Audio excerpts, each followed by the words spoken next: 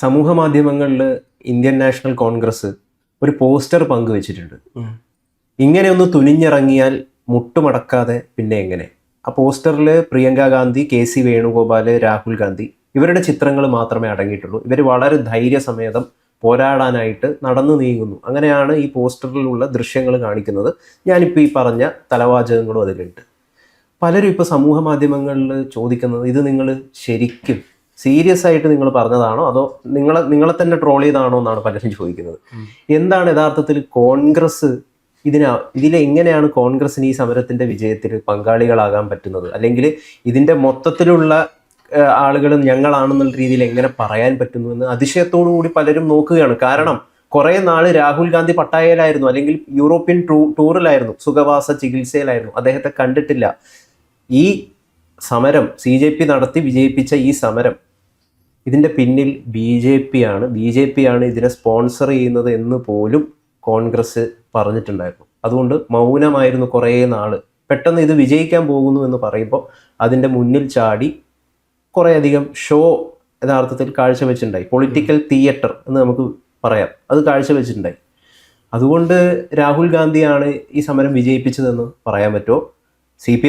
ചില CPM പറയുന്നത് രാഹുൽ ഗാന്ധിയാണ് യഥാർത്ഥത്തിൽ ഈ സമരത്തെ പരാജയപ്പെടുത്തുന്നതെന്നൊക്കെ പറയുന്നുണ്ടായിരുന്നു ആദ്യ സമയത്ത്. കാരണം പെട്ടെന്ന് നിന്നല്ലോ, സോനം വാങ്ചുങ് അദ്ദേഹം വന്നതിന് ശേഷം കേന്ദ്രം ചർച്ചയ്ക്ക് വിളിച്ചു, അദ്ദേഹം നിരാഹാരം അവസാനിപ്പിച്ചു, ഇങ്ങനത്തെ കുറേ സാധനങ്ങൾ ഉണ്ടായിരുന്നു. അപ്പോൾ കുറച്ച് ദിവസം കൂടി ഇത് ഒരു 10-20 ദിവസം കൂടി പോവുമായിരുന്നു രാഹുൽ ഗാന്ധി വന്നില്ലായിരുന്നുവെങ്കിൽ. അതുകൊണ്ട് രാഹുൽ ഗാന്ധി യഥാർത്ഥത്തിൽ BJPയുടെ ഏജന്റായിട്ടാണ് ഇവിടെ പ്രവർത്തിച്ചത് എന്ന് പോലും ആരോപിക്കുന്നവരുണ്ട്. യഥാർത്ഥത്തിൽ ചോദിക്കാനുള്ളത്, എങ്ങനെയാണ് കോൺഗ്രസ്സിന് ഇതിൻ്റെ മൊത്ത കച്ചവടക്കാരായി മാറാൻ പറ്റുക? എനിക്കതിൽ ആദ്യം തോന്നിയിട്ടുള്ളത്, കോൺഗ്രസിനേക്കാളും ഇതിൻ്റെ ഉത്തരവാദിത്തം ഏറ്റെടുക്കാൻ എന്തുകൊണ്ട് യോഗ്യർ അത് CPM തന്നെയാണ്. കാരണം ആ സമരവേദിയിൽ ഈ സോനം വാങ്ചുക്കിനൊപ്പം തന്നെ നിരാഹാരം കാണുന്നത് ഐസയുടെയും SFIയുടെയും വിദ്യാർത്ഥികളാണ്. അല്ലാണ്ട് കോൺഗ്രസിൻ്റെ, KSUവിൻ്റെ അല്ലെങ്കിൽ NICUവിൻ്റെ ഒരു വിദ്യാർത്ഥി സംഘടനകളും അവിടെ പോയിട്ട് സമരം കടന്നിട്ടില്ല, അല്ലെങ്കിൽ നിരാഹാരം കടന്നിട്ടില്ല.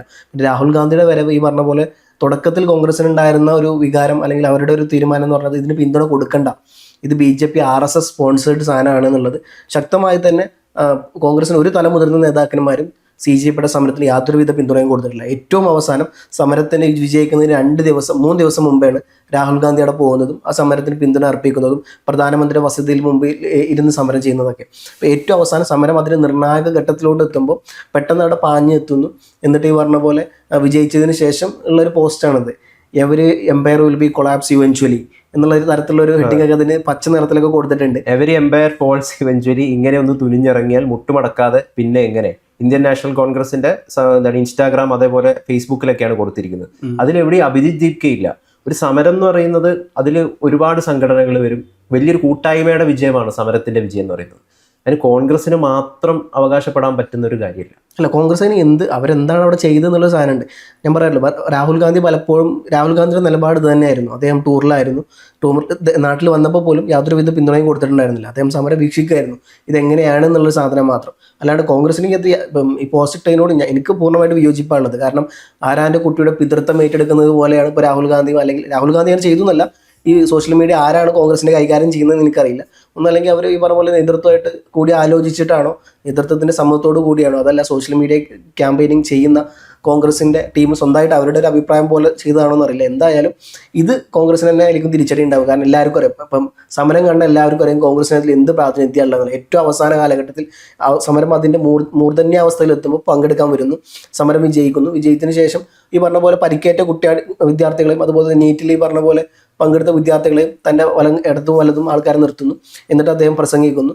അപ്പം ഇത്തരത്തിൽ ഇമേജ് ഉണ്ടാക്കുന്നു. അതിനപ്പുറത്തോട്ട് കോൺഗ്രസ് ഇതിൽ എന്ത് ചെയ്തു എന്ന് ചോദിച്ചാൽ ഒന്നുമില്ല. കാരണം അങ്ങനെ ആയിരുന്നു എന്നുണ്ടെങ്കിൽ 2014 മുതൽ 2026 എത്തുമ്പോൾ ഏതൊക്കെ മന്ത്രിമാർ രാജിവെച്ചു, കോൺഗ്രസ് ഏതൊക്കെ സമരങ്ങൾ ചെയ്തു, അദ്ദേഹത്തിന്റെ ഭാരത് ജോഡോ ഒഴികെ ബാക്കി എന്താണ് അദ്ദേഹം ചെയ്തത്? അദ്ദേഹം കൊണ്ടുവന്ന ഏറ്റവും വലിയ ഇതായിരുന്നു ഈ പറഞ്ഞ പോലെ വോട്ട് ചോരി. അതിന് അദ്ദേഹം സമരം ചെയ്തു. അദ്ദേഹം എപ്പോഴൊക്കെ അത് ഈ പറഞ്ഞ പോലെ വോട്ട് ചോരി വിഷയം വേണമെങ്കിൽ ഒരു വലിയ പ്രക്ഷോഭമാക്കി കത്തിക്കാൻ പറ്റുമായിരുന്നു.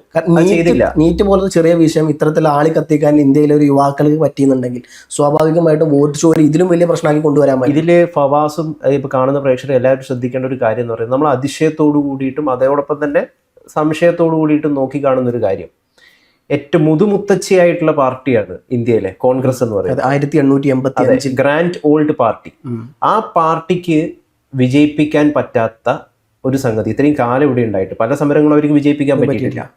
അത് വെറും കേവലം 2-3 മാസം പ്രായമുള്ള CJPക്ക് കോക്രോച്ചുകാർക്ക് വിജയിപ്പിക്കാൻ പറ്റി എന്നുള്ളത് വളരെ അതിശയത്തോടു കൂടിയിട്ടാണ് നോക്കിക്കാണുന്നത്. എങ്ങനെ അവർക്കത് സാധിച്ചു? അവരുടെ പിന്നിൽ ആരാണ്? അവർക്ക് വളരെ പെട്ടെന്ന് എങ്ങനെയാണ് ഇൻസ്റ്റാഗ്രാമിൽ ഇത്രമാത്രം ഫോളോവേഴ്സ് ഉണ്ടായത്? അവർക്ക് പിന്തുണയേറിയത് എങ്ങനെ? ആരാണ് അഭിജിത് ദീപ്കയെ സഹായിക്കുന്നത്? ഇതൊന്നും നമുക്കറിയില്ല, സാധാരണ ആളുകൾക്ക് ആർക്കും അറിയില്ല.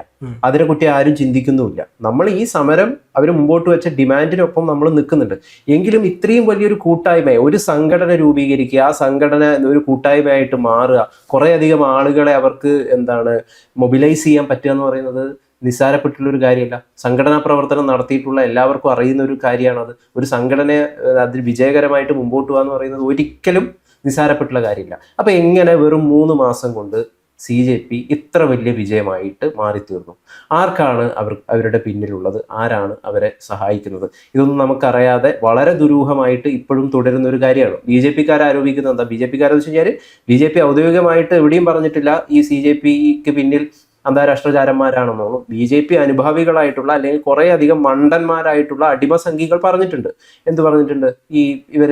ഈ അഭിജിത് ദീപ്കെ ഇതൊക്കെ നമ്മളെ ഇല്ല, ഞാൻ ഈ വിഷയത്തിൽ എൻ്റെ നിലപാട് വളരെ വ്യത്യസ്തമാണ്. കാരണം ഈ പറഞ്ഞ പോലെ BJP ഔദ്യോഗികമായി പറഞ്ഞിട്ടുണ്ട് ഇതിന് പിന്നിൽ ഈ പറഞ്ഞ പോലെ ചൈനയിൽ നിന്നും പാകിസ്ഥാനിൽ നിന്നുമുള്ള ആളുകളാണ്. ഈവൻ ധർമ്മേന്ദ്ര പ്രധാൻ രാജിവെക്കുമ്പം ഞാൻ ആ കത്തിൻ്റെ ഹിന്ദിയിലായിരുന്നു ആ കത്ത്, അത് ട്രാൻസ്ലേറ്റ് ചെയ്തപ്പോൾ ഞാൻ വായിച്ചപ്പോൾ എനിക്ക് മനസ്സിലായി അദ്ദേഹം പരസ്യമായിട്ട് അതിൽ പറഞ്ഞിട്ടുണ്ട് രാജ്യത്തെ ബാധിക്കുന്ന ഇത്തരത്തിലുള്ള തീവ്രവാദി സംഘടനകൾക്ക് നുഴഞ്ഞു കയറാൻ ഇതൊരു അവസരമാകുന്നുള്ളത് മുൻകൂട്ടി അറിഞ്ഞുകൊണ്ട് ഞാൻ അതിന് നിന്ന് കൊടുക്കുന്നില്ല, അതിൻ്റെ ഭാഗമായി ഞാൻ രാജിവെക്കുന്നു എന്നുള്ളത് അദ്ദേഹം അതിൽ മെൻഷൻ ചെയ്തില്ല. അപ്പോൾ അതിനകത്ത് എന്താ അദ്ദേഹം പറയുന്നുണ്ട്, ഇത് ഈ പറഞ്ഞ പോലെ രാജ്യത്തെ ഇല്ലാണ്ടാക്കുന്ന വിഘടവാദികൾക്ക് വേണ്ടിയിട്ടാണ് ഈ സമരം നടക്കുന്നത് എന്നുള്ളത് പറയുന്നുണ്ട് അദ്ദേഹം പറഞ്ഞത് ഇതാണ്. അതിന് ആക്ച്വലി അദ്ദേഹം രാജിക്കത്ത് നൽകുമ്പോൾ അതിൻ്റെ ഹിന്ദി ട്രാൻസ്ലേഷൻ എങ്ങനെയാണ്?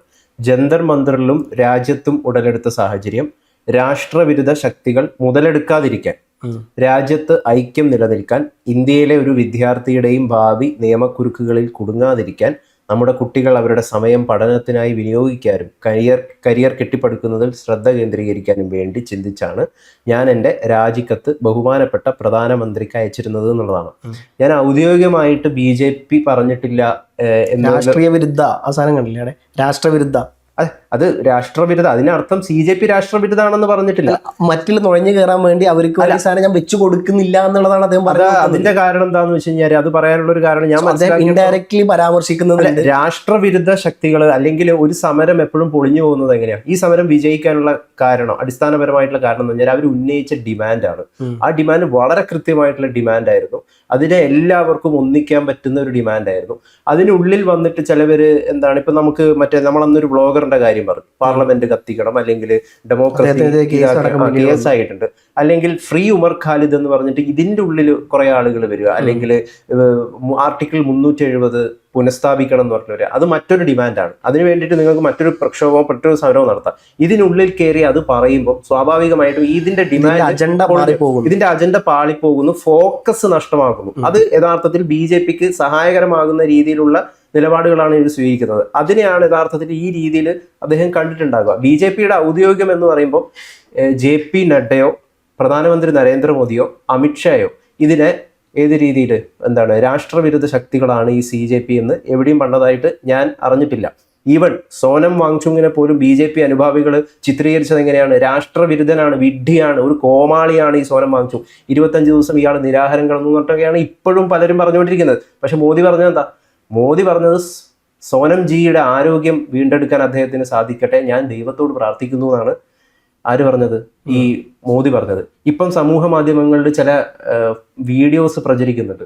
സോനം വാങ്ചുങ് വളരെ മുമ്പ് ഹാപ്പി ബർത്ത്ഡേ നരേന്ദ്രമോദി, ഡിയർ പ്രധാനമന്ത്രി നരേന്ദ്രമോദി എന്ന് ആശംസിക്കുന്ന, അല്ലെങ്കിൽ ധർമ്മേന്ദ്ര പ്രധാൻ്റെ കൂടെ ഇദ്ദേഹവും ഗീതാഞ്ജലിയും ഒരുമിച്ച് നിന്ന് ചിത്രം എടുത്തിട്ടുള്ള ഈ NEPയിൽ ചില നിർദ്ദേശങ്ങൾ നൽകാനായിട്ട് സോനം വാങ്ചുങ് ധർമ്മേന്ദ്ര പ്രധാനെ മുമ്പ് കണ്ടിട്ടുണ്ട്. ആ അവസരത്തിലെടുത്ത ചിത്രം പ്രചരിക്കുന്നുണ്ട്. NEP അനുകൂലിച്ച ഒരാളാണ് ഈ സോനം, ദേശീയ വിദ്യാഭ്യാസ ബിൽ, അതൊക്കെ നമുക്ക് അറിയാവുന്ന ഒരു കാര്യമാണ്. അതേപോലെ സ്വച്ഛ് ഭാരതിനെ അനുകൂലിച്ച ഒരാളാണ്. അങ്ങനെയുള്ള ചില കാര്യങ്ങളെയൊക്കെ അനുകൂലിച്ചിട്ടുണ്ട്, എതിർത്തിട്ടുമുണ്ട്. അപ്പം നരേന്ദ്രമോദിയും അമിത്ഷായൊന്നും എവിടെയും ഔദ്യോഗികപരമായിട്ട് സോനം വാങ്ചുങ്ങോ CJP-യോ പാകിസ്ഥാൻ എന്നാണെന്നോ മറ്റേതാണെന്നോ ഒന്നും പറഞ്ഞിട്ടില്ല. അവരെയാണ് യഥാർത്ഥ വാക്കുകളായിട്ട് നമ്മൾ എടുക്കേണ്ട ഒരു കാര്യം എന്ന് പറയുന്നത്. അല്ല, പക്ഷേ BJP-യുടെ സോഷ്യൽ മീഡിയ ഹാൻഡിൽസ് എല്ലാം സോഷ്യൽ മീഡിയ ഹാൻഡിൽസ് കൃത്യമായിട്ട് പ്രൊപ്പഗേറ്റ് ചെയ്തത് ഇദ്ദേഹത്തെ ഇത്തരത്തിലുള്ള ഒരാളായിട്ടാണ്. അതുകൊണ്ടാണ് ഞാൻ പറഞ്ഞത് ഇവരെ കൺട്രോളിലാണത്. അല്ല, ഈ മണ്ടൻ സംഘികൾ, മണ്ടൻ സംഘികൾ എന്ന് ഞാൻ അവരെയാണ് വിശേഷിപ്പിച്ചത്. മണ്ടൻ സംഘികൾ ഇപ്പോഴും ഈ ധർമ്മേന്ദ്ര പ്രധാൻ രാജിവെച്ചതിനെ അനുകൂലിക്കുന്നില്ല. അനുകൂലിക്കാതെ വെറും മോശം തീരുമാനമാണ് എടുത്തിരിക്കുന്നത് നരേന്ദ്രമോദി തീവ്രവാദികളുടെ കയ്യിലെ ചട്ടുകമായി മാറിത്തീർന്നിരിക്കുന്നു എന്നൊക്കെയാണ് ചില മണ്ടൻ സംഘികൾ പറഞ്ഞുകൊണ്ടിരിക്കുന്നത്. പക്ഷെ യഥാർത്ഥത്തിൽ ഇത് BJP-യുടെ വിജയമായിട്ടും ചിത്രീകരിക്കാം. അതോടൊപ്പം തന്നെ സമരക്കാരുടെ വിജയമാണ്. സമരക്കാർക്ക് മുമ്പിൽ BJP മുട്ടുമടക്കിയിരിക്കുന്നു എന്നും നമുക്ക് ഇതിൽ വ്യാഖ്യാനിക്കാൻ പറ്റും. അപ്പം ഇതിൽ രണ്ട് തരത്തിലുള്ള വ്യാഖ്യാനങ്ങൾ യഥാർത്ഥത്തിൽ പോസിബിൾ ആണ്. BJP-യുടെ ഒരു വിജയമായിട്ട് ഞാൻ കാണുന്നില്ല, വിജയം നിലനിർത്തുന്നതിന് വേണ്ടിയിട്ടുള്ള ഒരു ചുവടുവെപ്പായിട്ട്. കാരണം ഈ സമരം എങ്ങനെ പോയി കഴിഞ്ഞാൽ അവർ അടുത്തത് പറഞ്ഞത് പ്രധാനമന്ത്രിയിലൂടെ പ്രക്ഷോഭം ഞങ്ങൾ കൊണ്ടുപോകും എന്നുള്ളതാണ് അഭിജിത് ദീപ്കെ പറഞ്ഞു വെച്ചത്. അപ്പോൾ അവർക്ക് മനസ്സിലായി സാധനം കൈവിട്ട് പോകും. ഇത്രയും നേരം ധർമ്മേന്ദ്ര പ്രധാൻ ആയിരുന്നുണ്ടെങ്കിൽ അടുത്ത ടാർഗറ്റ് അമിത്ഷായും അത് മോദി വരെ പോകും എന്നുള്ള സാധനം അവർക്ക് മനസ്സിലായി. അപ്പോൾ പിന്നീട് വലിയ തരത്തിലുള്ള പ്രക്ഷോഭത്തിൽ മോദിയെ സംബന്ധിച്ചിടത്തോളം ഇന്ന് വരെ 2014 മുതൽ ഇന്ന് വരെ അദ്ദേഹത്തിൻ്റെ മുഖഛായക്ക് കോട്ടം തട്ടുന്ന ഒരുവിധ പ്രൊട്ടസ്റ്റോ ഒരുവിധ പ്രൊപ്പഗൻഡയോ ഒന്നും അലിഗേഷൻസോ ഈവൻ ഈ പറഞ്ഞ പോലെ മോദിയുടെ ഏറ്റവും വലിയ പ്രത്യേകത അഴിമതി വിരുദ്ധ മുഖം എന്നുള്ള രീതിയിൽ അദ്ദേഹം കേജ്രിവാളൊക്കെ നിറഞ്ഞു നിന്ന് അങ്ങനെയാണ് കേജ്രിവാൾ ഡൽഹി പിടിക്കുന്നത് പോലും. അപ്പോൾ ഇത്തരത്തിലുള്ള ഇമേജുള്ള ഒരാളായിരുന്നു മോദി. അദ്ദേഹത്തിന് ഇമേജിനായിട്ട് ഏറ്റവും വലിയ തിരിച്ചടിയാണ്. അത് ഇനിയും മുമ്പോട്ട് പോയി കഴിഞ്ഞാൽ വലിയ തരത്തിലുള്ള സാധനം പോകുന്നുള്ള അദ്ദേഹത്തിന് മനസ്സിലായിട്ട്. അതുകൊണ്ട് എത്രയും പെട്ടെന്ന് ഈ സാധനം അവസാനിപ്പിക്കണം എന്നുള്ളത് തന്നെ അവരുടെ ഭാഗമായിട്ടുണ്ടായിരുന്നു. പിന്നെ ഈ പറഞ്ഞ പോലെ അടുത്ത പ്രാവശ്യം ഇനി അദ്ദേഹത്തിൻ്റെ മുഖച്ഛായ വെച്ചുകൊണ്ട് BJP-ക്ക് മുമ്പോട്ട് വരാൻ പറ്റുമോ? കാരണം പ്രത്യേകിച്ച് ഇദ്ദേഹം സ്പോയിലായി കഴിഞ്ഞു. കാരണം അദ്ദേഹമാണ് ഈ രാജ്യത്തിന് ഇപ്പം നമുക്കറിയാം മുഖ്യമന്ത്രി സ്ഥാനം VD സതീശനെ നിൽക്കുന്നത്. ഏതെങ്കിലും ആഭ്യന്തരമന്ത്രിമാർ എന്തെങ്കിലും തരം തെറ്റ് ചെയ്താൽ അത് ബാധിക്കുന്ന സതീശനെ കൂടിയാണ്. കാരണം അദ്ദേഹത്തിൻ്റെ പേരിലാണ് സർക്കാർ അറിയപ്പെടുന്നത്. അപ്പോൾ ഇത്തരത്തിൽ മോദിയുടെ പേരിലാണ് ഇന്ത്യൻ സർക്കാർ അറിയപ്പെടുന്നത്. ഏതെങ്കിലും തെറ്റുണ്ടായി കഴിഞ്ഞാൽ അത് മോദിയുടെ ഇമേജിനെ കൂടി ബാധിക്കുന്ന കാര്യമാണ്. അപ്പോൾ ചരിത്രത്തിൽ മോദിയെ സംബന്ധിച്ചിടത്തോളം ഏറ്റവും വലിയ തിരിച്ചടിയിലൂടെയാണ് അദ്ദേഹം ഇപ്പോൾ പോയിക്കൊണ്ടിരിക്കുന്നത്. എന്തായാലും വരും ഇലക്ഷനുകളിൽ അദ്ദേഹത്തെ കൃത്യമായി ബാധിക്കുക തന്നെ ചെയ്യും. RSS പോലും അതുകൊണ്ട് കണ്ണൂരിട്ടുകയാണല്ലോ ചെയ്തിട്ടുണ്ടായത്. ഏറ്റവും അവസാനം അതെ, കേട്ടെഴുത്തല്ല ചർച്ചയാണ് വേണ്ടത്, ആജ്ഞയല്ല വേണ്ടത്, സമവായമാണ് എന്ന് മോഹൻ ഭാഗവതിന് പറയേണ്ടി വന്നു. അപ്പോൾ നമുക്ക് അറിയാൻ പറ്റുന്ന ഒരു കാര്യം എന്ന് പറയുന്നത് പല കോണുകളിൽ നിന്നും സംസാരിച്ചതിന്റെ അടിസ്ഥാനത്തിൽ 2029 മോദിയെ മാറ്റാനായിട്ട് RSS നേതൃത്വം തീരുമാനിച്ചിരിക്കുന്നു എന്നാണ് ഔദ്യോഗികമല്ലെങ്കിലും നമുക്ക് അറിയാൻ പറ്റുന്നത്. 2024 ഇലക്ഷനിൽ മോഹൻ ഭഗവതിന് പോലും താല്പര്യം ഉണ്ടായിരുന്നില്ല. കാരണം മോദി പോലും പറഞ്ഞു ഞാനൊരു ബയോളജിക്കലി ഹ്യൂമൻ അല്ല എന്നുള്ളത് പറഞ്ഞ സ്ഥിതിക്ക് മോഹൻ ഭഗവത് പോലെ വിമർശിച്ച് അതിന് രംഗത്ത് വന്നതാ. 2024 BJP-യെ താഴത്തിറക്കിയത് കേവല ഭൂരിപക്ഷം പോലും ഇല്ല. അപ്പം മോദി രണ്ടാമത് നയിച്ചപ്പം കേവല ഭൂരിപക്ഷം പോലും BJP ഇല്ലാതെയാണ് അധികാരത്തിലേക്ക് വന്നത്. NDA-ക്കാണ് ഈ മൊത്തം ഇതുള്ളത്. അപ്പോൾ ഇനിയൊരു തെരഞ്ഞെടുപ്പിലേക്ക് മോദി നയിക്കുമ്പോൾ ഏത് രീതിയിലുള്ള തകർച്ചയിലേക്ക് വീഴ്ചയിലേക്ക് അദ്ദേഹം പോകും എന്നുള്ളത് കണ്ടറിയേണ്ട ഒരു കാര്യമാണ്. ഇനിയും 2 വർഷമുണ്ട് ഇലക്ഷനിലേക്ക്. അതിനു മുമ്പ് എന്തൊക്കെ പാച്ച് വർക്കുകളാണ്, വൃത്തിയാക്കലുകളാണ്, കറക്ഷൻസ് ആണ് BJP ചെയ്യുക എന്ന് നമുക്ക് അറിയില്ല. എങ്കിലും ഇതിപ്പോൾ അവർ ചെയ്തിരിക്കുന്നത് ഒരു വലിയ കറക്ഷൻസ് ആണ്, ഒരു തിരുത്തലാണ്. 2024 മുതൽ നമ്മൾ ശ്രദ്ധിക്കേണ്ട BJP-ക്ക് സംഭവിച്ചൊരു മാറ്റം എന്ന് പറയുന്നത് അവർ ഈ അധികം ഹിന്ദുത്വയോ അല്ലെങ്കിൽ അധികം ജയ് ശ്രീരാം വിളികളൊന്നും എവിടെയും നടത്തുന്നില്ല എന്നുള്ളതാണ്. വളരെ അധികം കുറച്ചു മറ്റു കാര്യങ്ങളിലേക്കാണ് BJP-യുടെ ഫോക്കസ് മാറിയിരിക്കുന്നത്. 2024 ശേഷം ഒരു റാലിയിൽ ഭാരത് മാതാ കി ജയ് എന്ന് മോദി റാലികളിലൊക്കെ പറയുന്നുണ്ടെങ്കിലും എവിടെയും ജയ് ശ്രീരാം ഉപയോഗിച്ചിട്ടില്ല. അപ്പം ഇതൊക്കെ വലിയ മാറ്റമാണ്. ഒരു പക്ഷേ BJP മുഖം മിനുക്കാനുള്ള ശ്രമം കൂടിയായിരിക്കാം ഈ ഒരു നീക്കം എന്ന് പറയുന്നത്. അങ്ങനെ തന്നെയാണ് കാണേണ്ടത്. മോഹൻ ഭാഗവത് പറഞ്ഞത് കുട്ടികൾ വളരെ ലോജിക്കായിട്ടാണ് ചിന്തിക്കുക. അപ്പം നമ്മളും ആ രീതിയിൽ മാറേണ്ടതുണ്ട്. കുട്ടികളുടെ ചോദ്യത്തിന് നമ്മൾ മറുപടി പറയേണ്ടതുണ്ട്. അല്ലാതെ കേവലം ഒരു നാലാംകിട അടിമ സംഘികളെ പോലെ നമ്മൾ പ്രവർത്തിച്ചാൽ പോരാന്നാണ് വളരെ കൃത്യമായിട്ട് മോഹൻ ഭാഗവത് പറഞ്ഞിട്ടുള്ളത്. അതുകൊണ്ട് തന്നെ ചില അടിമ സംഘികൾക്ക് ഇദ്ദേഹത്തിന്റെ ഈ വാക്കുകൾ ഒട്ടും താല്പര്യപ്പെടുകയോ ഇഷ്ടപ്പെടുകയോ ചെയ്തിട്ടില്ല. ഈവൻ മോഹൻ ഭാഗവതിനെ പോലും ചീത്ത വിളിക്കുന്നുണ്ട് സമൂഹ മാധ്യമങ്ങളിൽ പലരും. അപ്പം എന്ത് തന്നെയായാലും നമ്മൾ തുടക്കം പറഞ്ഞ പോലെ കോൺഗ്രസിന്റെ കാര്യം വലിയ കഷ്ടത്തിലാണെന്ന് പറയേണ്ടി വരും. കാരണം ഇത്രയും വലിയ മുതുമുത്തച്ഛിയായിട്ടുള്ളൊരു പാർട്ടിക്ക് ഇങ്ങനെ ഒരു വിഷയം ഉന്നയിക്കാൻ അവർക്ക് ആദ്യം പറ്റിയിട്ടില്ല. എന്തുകൊണ്ട് കോൺഗ്രസ് രാഹുൽ ഗാന്ധി എന്തുകൊണ്ട് ഈ വിഷയം ഉന്നയിച്ചിട്ടാണ്? അപ്പം രാഹുൽ ഗാന്ധിയാണോ യഥാർത്ഥത്തിൽ CJP-യെ സ്പോൺസർ ചെയ്തത്? നമുക്കറിയണം, നമുക്ക് അങ്ങനെ സംശയിക്കാമല്ലോ. രാഹുൽ ഗാന്ധിക്ക് എന്തുകൊണ്ട് ഈ വിഷയം ഉന്നയിക്കാൻ പറ്റിയില്ല? അദ്ദേഹം ഒരു പ്രതിപക്ഷ നേതാവായിരുന്നല്ലോ. അതിന് ബോസ്റ്റണിലെ അഭിജിത് ദീപ്കെ വേണ്ടി വന്നു, അല്ലെങ്കിൽ സോനം വാങ്ചുങ് വേണ്ടി വന്നു ഇങ്ങനെ ഒരു വിഷയം ഉന്നയിക്കാനായിട്ട്. അങ്ങനെ ഉന്നയിക്കാൻ പറ്റാത്തതിന്റെ അടിസ്ഥാന കാരണം എന്താണെന്ന് വെച്ച് കഴിഞ്ഞാൽ കോൺഗ്രസ് അധികാരത്തിലിരിക്കുമ്പോൾ എന്താണ് പേപ്പർ ചോർന്നിട്ടുണ്ട്, ചോദ്യ പേപ്പർ നിരവധി തവണ ചോർന്നിട്ടുണ്ട്, നിരവധി കാലഘട്ടങ്ങളിൽ ചോർന്നിട്ടുണ്ട്. അന്നൊന്നും ആരും രാജിവെച്ചിട്ടില്ല, ഒരു മന്ത്രിയും രാജിവെച്ചിട്ടില്ല, റെസ്പോൺസിബിലിറ്റി ഏറ്റെടുത്തിട്ടില്ല, കൃത്യമായിട്ടുള്ള അക്കൗണ്ടബിലിറ്റി ഏറ്റെടുത്തിട്ടില്ല. അങ്ങനെ തൻ്റെ പാർട്ടി അധികാരത്തിലിരിക്കുന്ന സമയത്ത് തന്നെ ഇത്തരത്തിലുള്ള സംഭവങ്ങൾ നടക്കുമ്പോൾ എങ്ങനെയാണ് രാഹുൽ ഗാന്ധിക്ക് ഈ വിഷയം ഉന്നയിക്കാൻ പറ്റുക? അദ്ദേഹത്തിന് പറ്റില്ല, അദ്ദേഹത്തിന് ഒരിക്കലും പറ്റില്ല. കാരണം ആളുകൾ ചോദിക്കും, നിങ്ങളുടെ സമയത്ത് ചെയ്തിട്ടുണ്ടല്ലോ, നിങ്ങൾ രാജിവെച്ചോ എന്നുള്ളത്. അപ്പോൾ ഇവിടെ കൃത്യമായിട്ട് അമിത്ഷാ ഇവിടെ വളരെ തന്ത്രപരമായിട്ട് പ്രവർത്തിച്ചു എന്നാണ് ഞാൻ മനസ്സിലാക്കുന്നത്. അദ്ദേഹത്തിൻ്റെ ഒരു ട്വീറ്റ് വന്നിട്ടുണ്ട് എക്സിൽ കഴിഞ്ഞ ദിവസം. അദ്ദേഹം പറഞ്ഞിരിക്കുന്നത് ഇതാണ്, അത് ഇംഗ്ലീഷിൽ ഇങ്ങനെയാണ്, Hindi translation: for BJP workers the country, our youth and students are far more important than any position. Today the resignation of union education minister Shri Dharmendra Pradhan ji from his post exemplifies this very principle. The Modi government respects the sentiment of the country's youth and is committed to implementing the necessary reforms against paper leaks. The decisions taken by Modi ji to ensure strict punishment for those guilty of paper leaks are commendable. I am fully confident that these steps will ensure complete justice for the students who succeeded in the NEET examination. എന്താണ് അദ്ദേഹം ഇവിടെ പ്രചരിപ്പിക്കാൻ ഉദ്ദേശിക്കുന്ന narrative? വളരെ കൃത്യമാണ്. കോൺഗ്രസ് അധികാരത്തിലിരിക്കുന്ന സമയത്ത് ഒരു ചുക്കും ചെയ്തിട്ടില്ല, പക്ഷേ BJP ആണ് ഈ നാട്ടിലെ യൂത്തിന്, ജനങ്ങൾക്ക് വേണ്ടിയിട്ട് വളരെ അക്കൗണ്ടബിൾ ആയിട്ട്, അല്ലെങ്കിൽ അവരെ സ്നേഹിക്കുന്ന ഒരു പാർട്ടിയായിട്ട് പ്രവർത്തിച്ചതെന്ന് പറയുന്ന നെറേറ്റീവാണ് ഇവിടെ വളരെ കൃത്യമായിട്ട് ഇനി വരും തെരഞ്ഞെടുപ്പുകളിൽ, വരും ദിവസങ്ങളിൽ BJP നെറേറ്റീവായിട്ട് സൃഷ്ടിക്കാൻ പോകുന്ന ഒരു സംഗതി എന്ന് പറയുന്നത്. അതവർ തെരഞ്ഞെടുപ്പിൽ ഉപയോഗിക്കും. അവർ പറയാൻ പോകുന്നത് ഇതാണ്, കണ്ടില്ലേ, വളരെ കൃത്യമായിട്ട് നമ്മൾ ഈ കാര്യങ്ങൾ ചെയ്തു, അക്കൗണ്ടബിലിറ്റി ഏറ്റെടുത്തു. മോഡി എന്താണ്, യുവാക്കൾ പറയുന്നത് ശരിയാണ് എന്ന് മനസ്സിലാക്കി, അവരുടെ ഇമോഷൻ തിരിച്ചറിഞ്ഞ്, ജെൻസി എന്ന് പറയുന്നത് ഒരു വേണ്ടപ്പെട്ട തലമുറയാണെന്ന് മനസ്സിലാക്കി നമ്മൾ ഒരു മന്ത്രിയെ രാജിവെപ്പിച്ചു. നിങ്ങളെ കോൺഗ്രസ്സുകാർ ചെയ്തോ, രാഹുൽ ഗാന്ധി പറയോ അങ്ങനെ ചെയ്യണമെന്ന് പറഞ്ഞിട്ടുണ്ടായിരുന്നു, ഇങ്ങനെയൊക്കെയുള്ള കാര്യങ്ങളാണ് ഇനി BJP പറയാൻ വേണ്ടിയിട്ട് പോകുന്നത്. അപ്പോൾ അത് മാത്രമല്ല, മോദിക്ക് വലിയ രീതിയിലുള്ള സ്വീകാര്യതയാണ്, ഇതുവരെ ഇല്ലാത്തൊരു സ്വീകാര്യതയാണ് ഇൻസ്റ്റാഗ്രാമിൽ പോലും അടക്കം കിട്ടിയിരിക്കുന്നത്. ഇൻസ്റ്റാഗ്രാമിലാണ് ഈ ജെൻസി മുഴുവൻ തിങ്ങിക്കൂടിയിരിക്കുന്ന ഒരു സ്ഥലമാണ് ഇൻസ്റ്റാഗ്രാം എന്ന് പറയുന്നത്. 15 മുതൽ ഒരു 30 വയസ്സ് വരെയുള്ളൊരു കാറ്റഗറി.